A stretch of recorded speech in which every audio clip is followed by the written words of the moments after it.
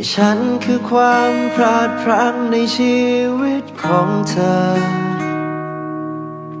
ที่เธอไม่ควรพบเจอไม่ควรคบหาแค่เพียงหน้ามือตามัวแค่เธอเดินลงทางมาไม่ใช่คนที่มองหาที่เธอต้องการพยายามเปลี่ยนแปลงตัวเองเปลี่ยนไปจากคนที่ไม่เอาทานก้มหน้าทำงานสร้างชีวิตให้ดีขึ้นมาแต่ดูเหมือนจะไม่พอเมื่อเธอไม่รอเหตุผลช่างมากมายก็มันไม่ง่ายอยู่กับรักจนอย่างฉันลำพังชีวิตตัวเองก็แทบจะเอาไม่ไหวพรุ่งนี้จะกินอะไรก็ยังไม่รู้จะถามหาความมั่นคงจากคนอย่างฉันที่มันไม่มีอยู่ขอบคุณที่ทำให้รู้ถึงเธอจะมองยังไงจะคิดอย่างไร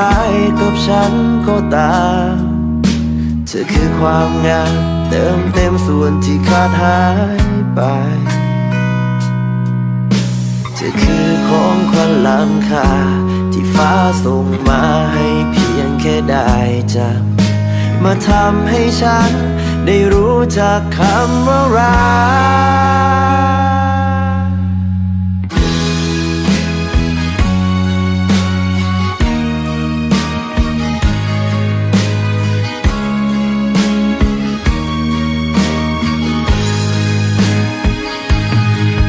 ลำพังชีวิตตัวเองก็แทบจะเอาไม่ไหวพรุ่งนี้จะกินอะไรก็ยังไม่รู้จะถามหาความมั่นคงจากคนอย่างฉันที่มันไม่มีอยู่ขอบคุณที่ทำให้รู้เมื่อฉันคือความพลาดพลั้งในชีวิตของเธอที่เธอไม่ควรพบเจอไม่ควรคบหาแค่เพียงหน้ามือตามัวแค่เธอเดินลงทางมาไม่ใช่คนที่มองหาที่เธอต้องการ